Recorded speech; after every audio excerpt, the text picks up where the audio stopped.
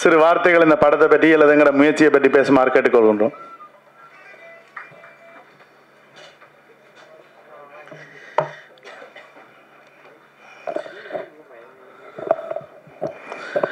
சகோதரர்கள்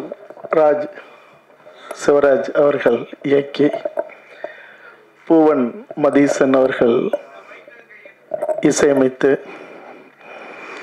இன்னும் எங்களுடைய எண்ணற்ற எங்களுடைய இரத்த உறவுகள் உலகில் இதுவரைக்கும்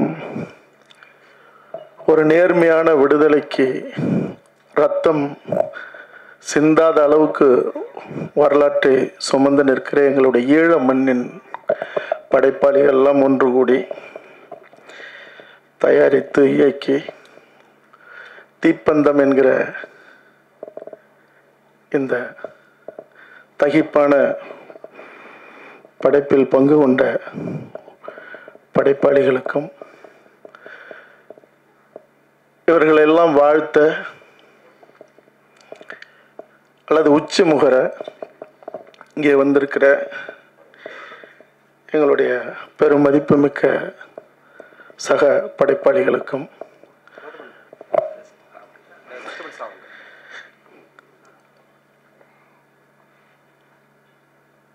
நம்மளுடைய ஈழ மண்ணிலிருந்து வந்திருக்கிற இந்த படைப்பெல்லாம் பார்த்து அவர்கள் ஒரு உறுதியோடும் ஒரு பெருநம்பிக்கையோடும் தொடங்கியிருக்கிற படைப்பை நாமளும் கொண்டாடணும், வாழ்த்தணும். உலகம் முழுக்க தமிழர்கள்கிட்ட மட்டுமில்ல மனித இனத்துக்கு எடுத்துகிட்டு போகணும் அப்படிங்கிற ஒரு பெரும் வேட்கையோடு இங்கே வந்திருக்கிற நாங்கள் என்றும் மதிக்கிற எங்களுடைய ஊடக சகோதர சகோதரிகளுக்கும் உங்கள் அனைவருக்கும் என்னுடைய வணக்கம். இந்த படைப்பை அதனுடைய தரத்தை மதிப்பிடுவதை விட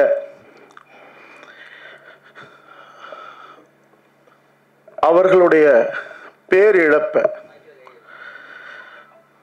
அவர்களுடைய வலிய,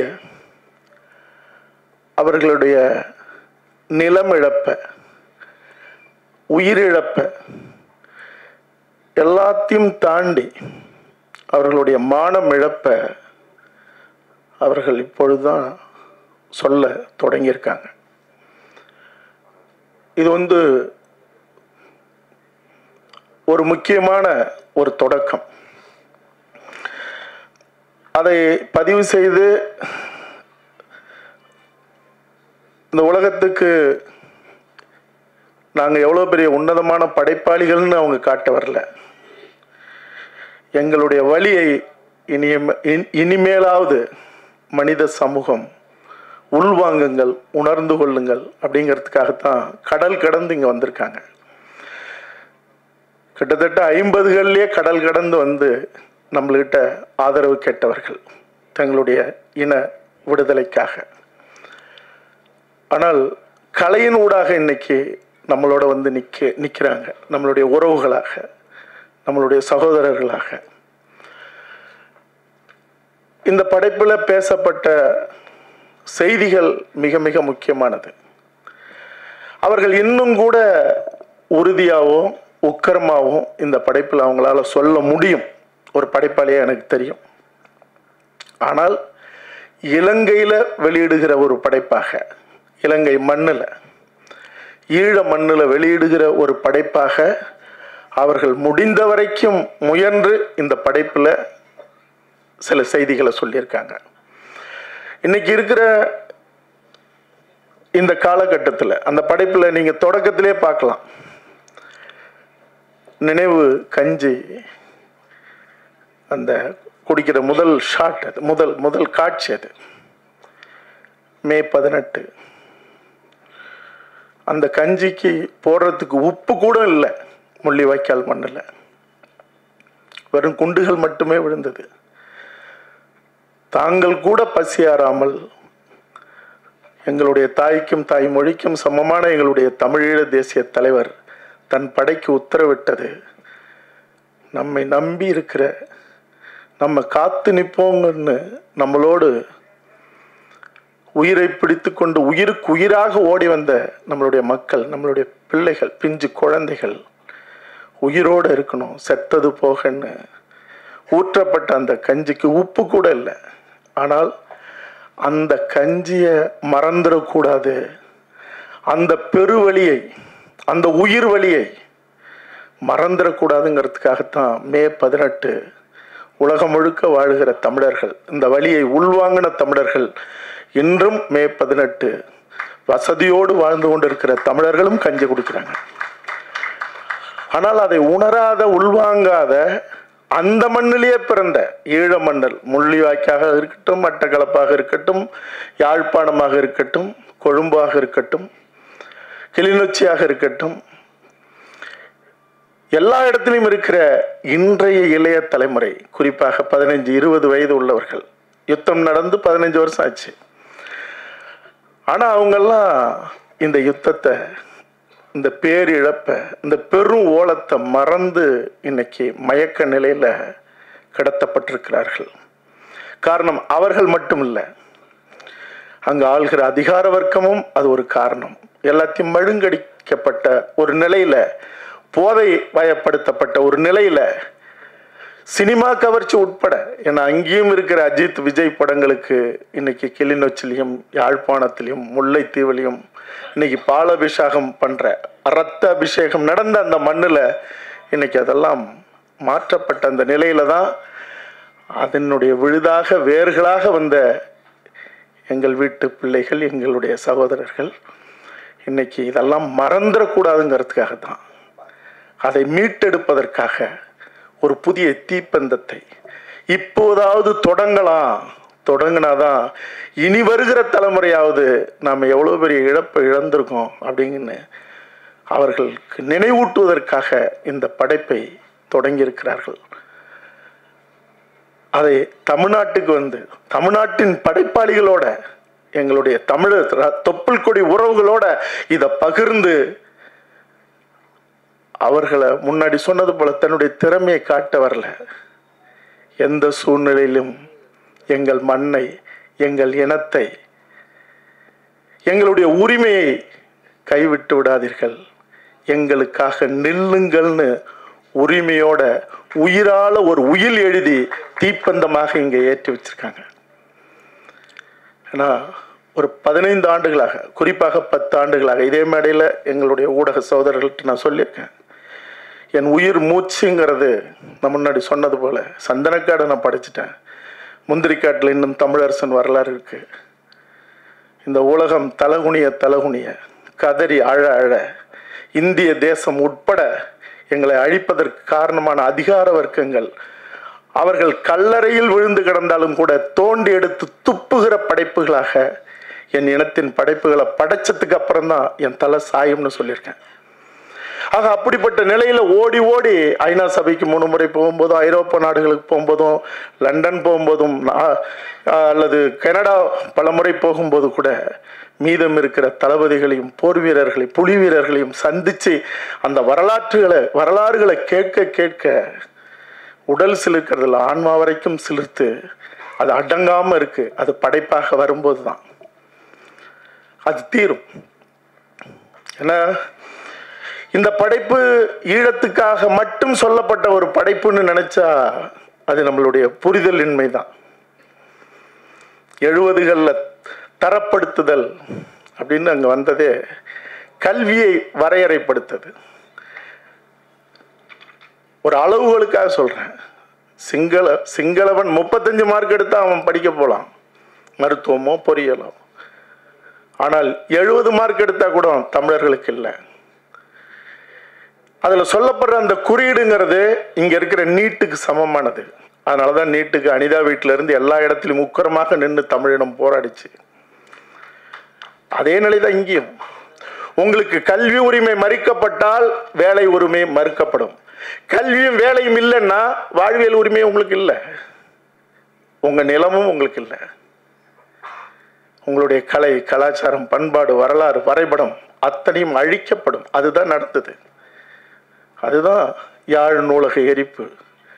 அறிவை மறைப்பதென்பது, அறிவை மறுப்பதென்பது, அறிவை இல்லாமல் செய்வது ஒரு இனத்தை அழிப்பதற்காக, முற்றும் முழுதாக அழிக்கணும்னு முடிவெடுத்துட்டா ஒரு அதிகார வர்க்கம் செய்கிற வேலை அவனுடைய கலையும் பண்பாட்டையும் அவனுடைய அறிவு திரட்டையும் அழிக்கிறது தான். அதான் நடந்தது, இங்கேயும் நடக்குது. வள்ளுவனை மறைக்கிறதுல இருந்து, வள்ளலாரை மறைக்கிறதுல இருந்து, மருத்துவ படிப்பு கல்வி எல்லாம் மறுக்கப்படுறதும் ஒதுக்கப்படுறதும். இன்னைக்கு போங்க, ராஜீவ்காந்தி அரசு மருத்துவமனைக்கு போங்க, ஒரு அரசு பல் மருத்துவமனைக்கு போங்க, 70% வெள்ளை வெள்ளையாக இந்த மொழி தெரியாத மாணவர்கள் அங்க குமிஞ்சு நிற்கிறான். இன்னைக்கு வேகமாக 30% பிற மாநிலத்தவர்கள் உள்ள வந்துட்டான்.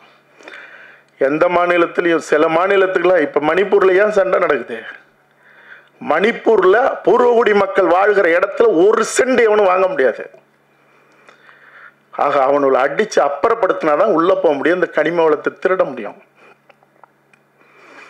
இப்ப இங்க அதெல்லாம் இல்லை, இங்க கூட்டம் கூட்டமா வந்துட்டான்.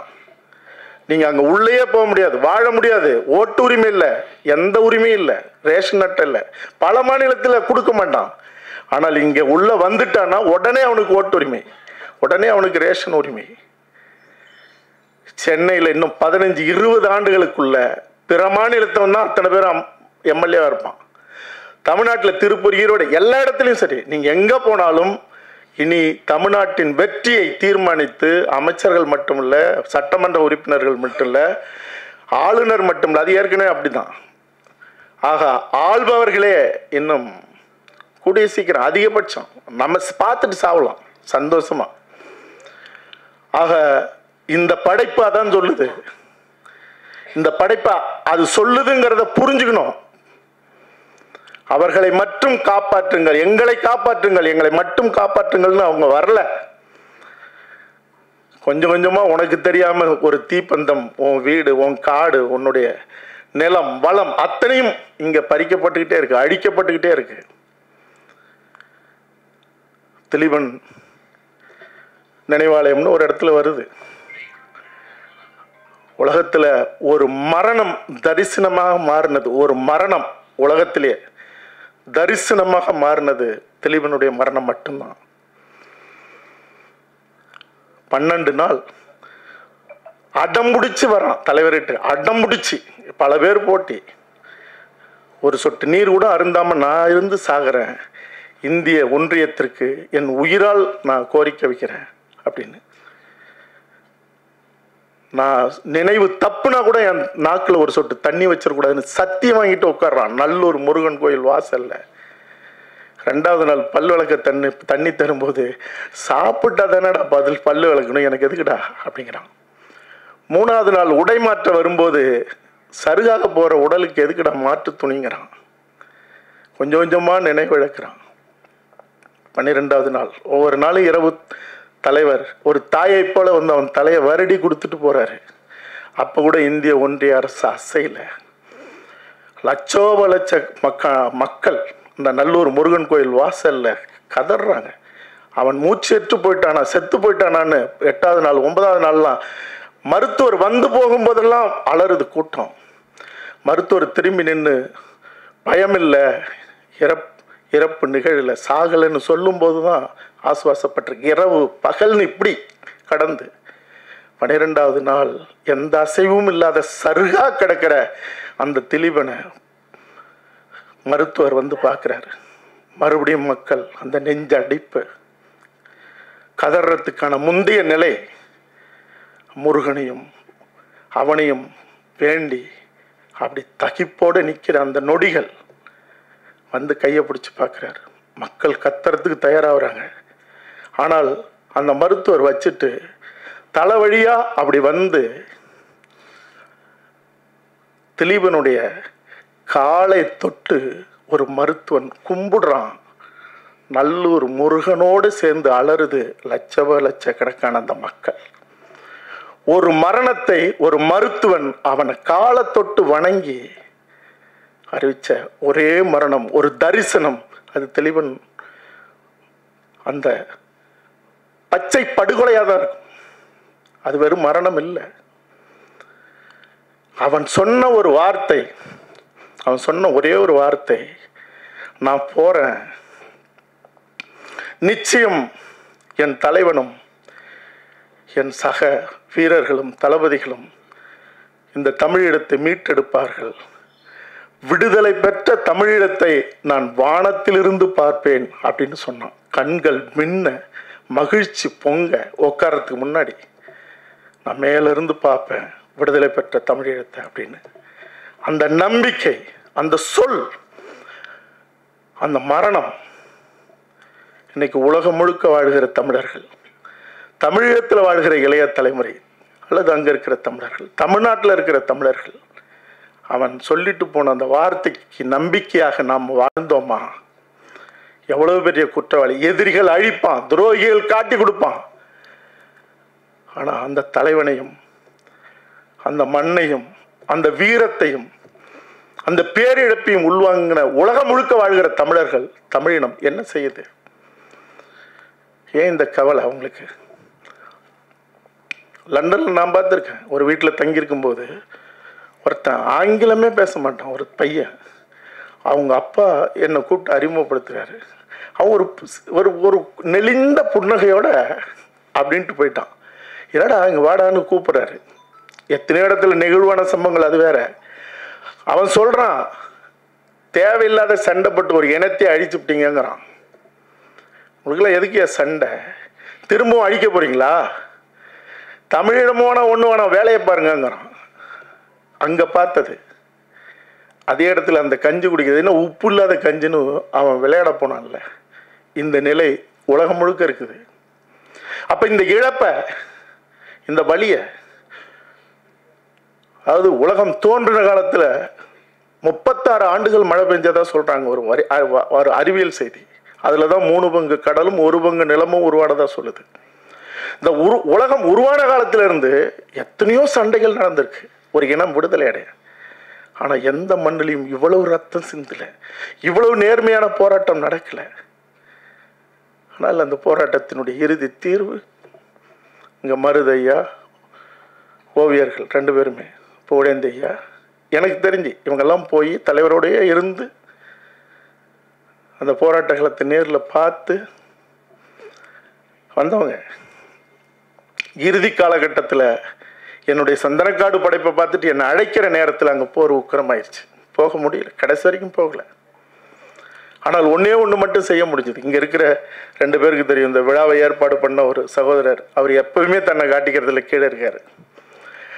இந்த இளைஞர்கள்லாம் ஒருங்கிணைச்சு அங்கேருந்து இங்கே அனுப்பின ஒருத்தர் இருக்கார், விவசாயத்துறை முன்னாள் ஈழத்து அமைச்சர் ஐங்கர நேசனை. அவருக்கு தெரியும். எண்ணற்ற ஆவண படைப்புகள், இனி என்ன செய்ய போகிறோம், இறுதி யுத்தம், விழவிழ எழுவோம், ரத்த காட்டேரி ராஜபக்ஷ, கொலகார காங்கிரஸ், எங்கள் அப்பா, இப்படி எண்ணற்ற ஆவண படைப்புகளை ராத்திரி பகல அந்த நேரத்தில் நான் படித்தேன். அந்த ரத்த சகதிகள் கிடக்கிற எங்கள் வீட்டு பிள்ளைகள், பெண்கள், நம்மளுடைய போராளிகள் கை கால் செதஞ்சி சின்ன நம்ம எடுத்து கோத்து கோத்து கோத்து ஆவண படைப்புகளாக செஞ்சேன். இனி அந்த படைப்புகளை யாரெல்லாம் பிரதி எடுத்தாங்களோ தூக்குனாங்க. ஒரு முறை இங்கே ஜெயசித்ரா அவர்களுடைய ஸ்டுடியோ கோடம்பாக்கம் பக்கத்தில் ஒரு படைப்பை செஞ்சுட்டு இருக்கேன். எடுத்து செஞ்சு பாரதிராஜா சார் ஆஃபீஸ்க்கு எடுத்துகிட்டு போகணும். போலீஸ் சுற்றி ரவுண்ட் அப் பண்ணிடுச்சு. அதை மீறி இப்போ அவங்க 2 பேரும் லண்டனில் இருக்காங்க. அதில் ஒரு சகோதரர் யோகன், இன்னொருத்தர், அவங்கள வர சொல்லி போலீஸ், நல்ல வேலை அது ஒருத்தர் தெலுங்குக்காரர் அங்கே இருந்தார், ஜெயசித்ரா அவங்க அம்மா வந்து, அவரு இல்லை இது வேற, இது கலைஞர் டிவிக்காக ஒரு ப்ரோக்ராம் எடிட்டிங் நடக்குதுன்ட்டார். அப்போ இருந்த ஆட்சி அவங்க ஆட்சி. அப்படியே வெளியில் போனாங்க, இல்லாட்டினா சுற்றி வளைச்சிருந்தா அன்னைக்கு தூக்கியிருப்பாங்க. எதுக்குன்னா அப்படியெல்லாம் பெரும் பதட்டத்தோடு எடுத்துகிட்டு வந்து ஒரு டிவிடியை கொடுத்து வேற ஒரு பக்கம் அனுப்பிவிட்டு இன்னொரு டிவிடி அங்கே எடுத்துகிட்டு போகிறோம். அங்கே எல்லாம் செல்வமணி சார், வடிவேலு, அவங்கவுங்க எல்லாம் உட்காந்துருக்காங்க. ஏற்கனவே சொல்லியிருக்காங்க, என்ன ரெடி ஆச்சான்றாங்க. இப்போ சிக்கல் ஆகுதுன்னா அதை ரொம்ப தேர்தல் காலகட்டம் வேற எடுத்துகிட்டு போய் கொடுத்துட்டு ஓரமாக உட்காந்து அந்த மனநிலை இருக்குல்ல, இதை பார்க்கும்போது எனக்கு தோணுச்சு, அந்த ஹார்ட் டிஸ்கை, அந்த படைப்பை அதை எடுத்துட்டு எப்படியாவது அதை காப்பாற்றி வைக்கணுங்கிற அந்த போராட்டம் இருக்குல்ல, அது இந்த படைப்பில் மட்டும் இல்லை, நான் மட்டும் இல்லை, எண்ணற்ற இந்த மண்ணையும் இனத்தையும் அந்த வீரம் செறிந்த விடுதலை போராட்டத்தையும் உலகத்தில் எந்த இலக்கியமும் இந்த உலகம் தோன்றின காலத்திலிருந்து அப்படி ஒரு தலைவனை பாட முடியாது. அப்படி ஒரு பதிவு இல்லை. இந்த உலகம் அழிய போகிற காலத்தில் கூட அண்ணன் பிரபாகரனை போன்ற ஒரு மாவீரன், பரிசுத்தமான ஒரு பெரும் தலைவன் இந்த உலகத்தில் பிறக்கப்படுறது. இதுக்கெல்லாம் ஒரே தீர்வுங்கிறது நாமெல்லாம் நேசிச்ச இந்த வரலாறை சொல்லணும் அடுத்த தலைமுறைகிட்ட. படைப்புகளை ரொம்ப உயிரா நேசிச்சார் அண்ணன் பிரபாகரன் அவர்கள். இங்க இருந்து போற எல்லா படைப்பையும் பார்த்துருவார். உலக படைப்புகளை பார்ப்பாரு. படைப்புகள் போதும், அது படையை வளர்க்கும்னு சொன்னவர். அப்படி வளர்த்தவர். படைப்புகள் மட்டும்தான் நெருப்பு அணையாம பாதுகாக்கும், தீப்பந்தத்தை போல. அதனால இன்னைக்கு உலகத்துல ஈரானிய படைப்புகள் ஒரு 10 ஆண்டுகளுக்கு முன்பே பெரும் பரபரப்பை ஏற்படுத்துச்சு. அதுக்கப்புறம் எதுவுமே இல்லை. நாளைக்கு உலகத்தை ஆட்டி படைக்கிற படைப்புகள் அல்லது சம்பவங்கள், வரலாறுகள், வீரம் செறிந்த எத்தனையோ நிகழ்வுகள், எத்தனையோ தளபதிகள், உலக சினிமாவை மட்டும் இல்லை, உலகத்தையே உளிக்கெடுக்கிற படைப்புகள் கொட்டி கிடக்கிற இடம் எதுனா எங்களுடைய ஈழ மண். அதனால ஒரு பக்கம் அது அறவழி போராட்டமாக இருக்கலாம். இந்த உலகம் பாராமுகமாக போனால் நான் சொல்றேன், மீண்டும் அந்த மண்ணில் ஒரு யுத்தம் தொடர்வதை, அந்த யுத்தத்தின் மூலமாக அந்த இனம் விடுதலை அடையதை இந்த உலகத்தில் எந்த அதிகார வர்க்கத்தாலையும் தடுக்க முடியாது. 15 ஆண்டுகள் கடந்துருச்சு. யுத்தம் தான் நடக்கணும், சத்தம் தான் அங்க கேட்கணும், ரத்தம் தான் அங்க வடியணுங்கிறது ஒரு காலமும் அறம் சுமந்த எந்த தமிழனும் ஏற்க மாட்டான். எனக்கும் அந்த எண்ணம் இல்லை. ஆனா இந்த உலகம் வேடிக்கை பார்க்க 34 நாடுகள் சேர்ந்து அடிச்சு சிதைச்சு முடிச்ச அந்த மண்ணுக்கான நீதியை இந்த உலகம் தரலன்னா அது இயற்கை வழிகாட்டும். அது வேற வழியே இல்லை. அப்படி ஒண்ணு நடந்தா அது தமிழனை சாராது. அந்த பழி இந்த உலகத்தை தான் சாரும். அது ஒரு பக்கம்னா, இன்னொரு பக்கம் படைப்புகள், கலையின் மூலமாக எந்த இரும்பு கதவையும் அடிச்சு உடைச்சு உருக்கி சாம்பலாக்கி கொண்டு போய் நிறுத்துற அல்லது அதுக்கான தீர்வை தருகிற இன்னொரு களம் எதுனா அது படைப்பு களம். அது கவிதையா இருக்கலாம், காட்சியா இருக்கலாம், திரைப்படமாக இருக்கலாம். ஆக இப்படி ஒரு தீப்பந்தத்தை ஏந்தி தொடங்கி வச்சிருக்கிற என்னுடைய இரத்த சொந்தங்கள், என்னுடைய சகோதரர்களுக்கு அத்தனை பேருக்கும் என்னுடைய மனம் நெகிழ்ந்த நன்றிகளையும் வாழ்த்துக்களையும் சொல்லி இணைஞ்சு நிற்போம். எல்லாத்திலையும் வாழ்த்துக்கள். நன்றி, வணக்கம்.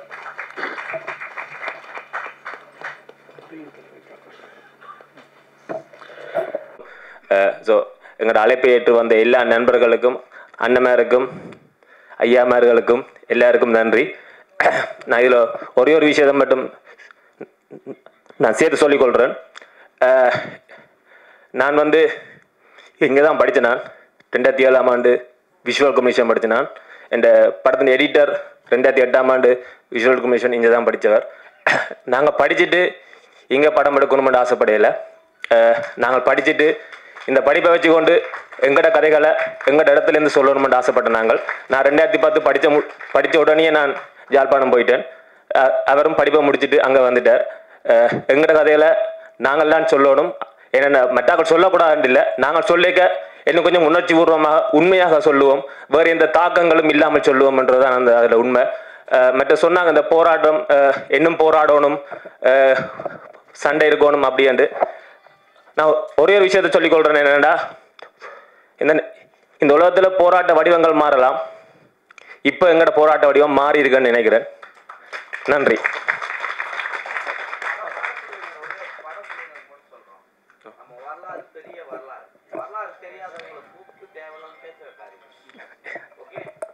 சொரியன் அப்படி எனக்கு எங்களுக்கும் தெரியாது. நாங்களும் இதான் முதல் முறை இங்கே வந்திருக்கிறோம். ஒரு படத்தை கொண்டு வந்து அப்போ எங்களுக்கு இது ஏதாவது அதில் தவறுதலாக ஏதாவது கதைச்சிருந்தா அனைவரும் சார்பாக நான் மன்னிப்பு கேட்டுக்கொள்கிறேன். நன்றி. முத்துக்காளை அவர்களை அன்புடன் அழைக்கின்றோம்.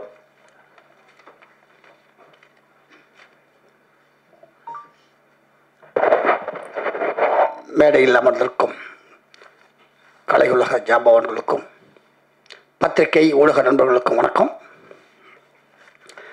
ஈழத்தை பற்றி முழுசாக தெரிந்த முன்னோடிகள் இங்கே இருக்கிறாங்க, அதுக்குள்ளே நான் போகல. இந்த தீப்பந்தம் அப்படிங்கிற படத்தில் உடைய என்னை பாதித்த ஒரு நடிகனாக 2-3 பதிவுகளை பற்றி நான் பண்ணிடுறேன். தீப்பிடிக்க தீப்பிடிக்க முத்தம் கொடுடா என்ற பாடல் வரிகளுக்கு மத்தியில் ஒரு தீப்பந்தம் ஏந்தி தீர்வு கேட்டு வந்திருக்கிறது என்று சொல்லலாம். இதனுடைய புஸ்டாப்பில் அந்த காலேஜ் ஸ்டூடெண்ட்ஸ்லாம் இருக்கும்போது பார்க்கும்போது நாங்கள் சினிமா வாய்ப்பு தேடி 4-5 பேர் தங்கியிருக்கும்போது அந்த 4-5 பேருக்கும் ஒவ்வொரு உணர்வுகள், ஒவ்வொரு கேரக்டராக இருப்பாங்கள்ல, அந்த மாதிரி நான் அனுபவித்தேன். அந்த சீன்ஸ்லாம் எனக்கு அப்படி தான் பட்டது. அதுக்கப்புறம் அவர் அந்த கிணத்துக்குள்ளே விழுந்ததுக்கப்புறம் இவரை யார் கொலை பண்ணியிருப்பா அப்படின்னு பார்க்கும்போது பல வகையில் சந்தேகம் ஏற்படும் போது அந்த வெத்தலையை 2ஆக கிழிக்கும் போது ஒரு க்ளோஸ்அப் ஷாட் வரும். அங்கேயே தீர்மானித்தேன், இந்த கொலையை இவர் தான் பண்ணியிருக்கணும் அப்படின்னு. அதுக்கப்புறம் கூட அவர் அது முடிய போட மாட்டேன்னு சொன்னால் கூட, முடின்னு சொன்னோன்னு தான் எனக்கு ஞாபகம் வருது, முடிய போட மாட்டேன்னு சொன்னால் கூட எனக்கு அந்த 2ஆக கிழிக்கும் போது ஒரு க்ளோஸ்அப் ஷாட் தேவையில்லாமல் ஏன் அங்கே ஒரு க்ளோஸ்அப் ஷாட் வந்தது, ஓ ரைட், இந்த இவருக்கும் அந்த கொலைக்கும் ஏதோ ஒரு சம்பந்தம் இருக்குது அப்படின்னு தோணுச்சு. பட் கல்வியை பற்றி நிறையா சொல்லிச்சு. கல்வி எல்லோருக்கும் கொடுக்கப்பட வேண்டும் அப்படிங்கிறது ஈழத்தில் ஏற்பட்ட இழப்புகளையும் பாதிப்புகளையும் ஆணித்தரமாக இதில் நிறைய சொல்லியிருக்கு. இந்த படத்தில் நடித்த நடிகர்கள் எனக்கு இதுக்கு முன்னாடி அறிமுகம் இல்லை, ஆனால் படம் பார்க்கும்போது என்னுடைய மனதுக்கு நெருக்கமாகவே எல்லோரும் இருந்தார்கள் அப்படின்னு சொல்லலாம். ஏன்னா நான் தினசரி ஒரு 2-3 இலங்கை சார்ந்த நண்பர்கள் ஃபோன்லேயோ இல்லை நேர்லேயோ சந்தித்து பேசக்கூடிய வாய்ப்பு எனக்கு ஏற்பட்டது. அது கூட இந்த கடலை மிட்டாய்க்கு சில வசனங்களுக்கு எங்களுக்கு அர்த்தம் தெரியாமல் இருக்கலாம். அந்த கடலை மிட்டாய்க்கு என்னமோ சொன்னாங்களே, இது என்னவா இருக்கும், அல்வாடுறாங்க, ஏதோ பேர் சொன்னாங்க, என்ன அந்த கடலை மிட்டாயை காமிச்சு இது கொடுக்கும்போது தான், ஓ கடலை மிட்டாய்க்கு தான் இப்படி ஒரு பேர் இருக்கா அப்படின்னு தெரிஞ்சு. இந்த மாதிரி பல விஷயங்கள் இதில் பேன் இண்டியா அளவில் பல குத்துப்பாடல்கள் இல்லை, ரத்தம் செந்தலை, ஏகப்பட்ட பொருட்செலவு சேதம் இல்லை. அப்படி இருந்தாலும் அங்கங்கே அவர்கள் நினைத்ததை பதிவு செய்திருக்காங்க. ஏன்னா எங்கள் மேனேஜர் பிஆர்ஓ சார்கிட்ட கூட கேட்டேன், சார் இது ஸ்ரீலங்கா படம் ஸ்ரீலங்காவில் ஓட போதா இல்லை இங்கே ஓட போதா அப்படின்னு கேட்டேன். எனக்கு இதுவரை கூட தெரியாது.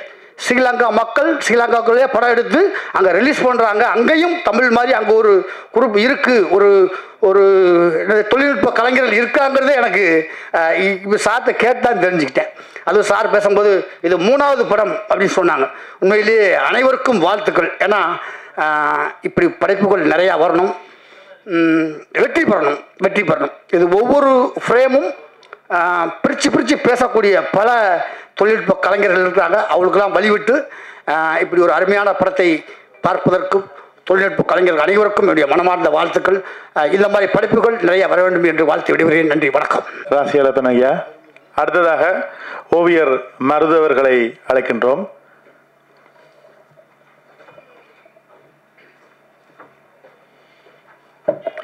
அனைவருக்கும் வணக்கம். எனக்கு அளவில்லாத மகிழ்ச்சி.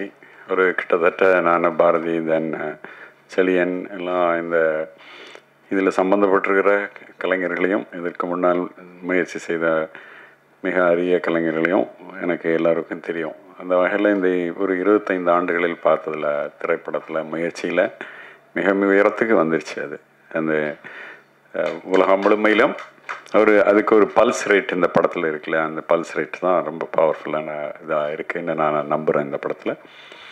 அந்த வகையில் ஒரு மிக அழுத்தமாகவும் தெளிவாகவும் இந்த படம் அதுலேயும் 20 நாள் தான் இதிலே ஷூட் பண்ணிட்டேன்னு சொல்லியிருக்காங்க. ரொம்ப கிளாரிட்டியோட தெளிவாக இருந்திருக்கிறாங்க இந்த க்ரூ. இந்த குழுவுக்கு உங்கள் அனைவருடைய சார்பாக என்னுடைய மனம் நிறைந்த வாழ்த்தை தெரிவித்துக் கொள்கிறேன். நன்றி, வணக்கம். நன்றி மருதையா அவர்கள். அவர்களுக்கும் ஈழத்துக்குமான தொடர்பும் நீண்ட காலமாக இருந்தது என்பதும் குறிப்பிடத்தக்க விடயமாக இருந்தது. அண்மையில் நாங்கள் கூட இந்த ஆரம்ப கட்டத்தில் இருக்கும்போது எங்களை வாழ்த்தி விட்டு சென்றிருந்தார். ஆனால் அவருக்கு ஞாபகம் இருக்குமோ தெரியவில்லை. 2016-17 காலங்களில் நன்றி ஐயா. அடுத்ததாக இயக்குனர் கேந்திரன் முனியசாமி அவர்களை அன்புடன் அழைக்கின்றோம்.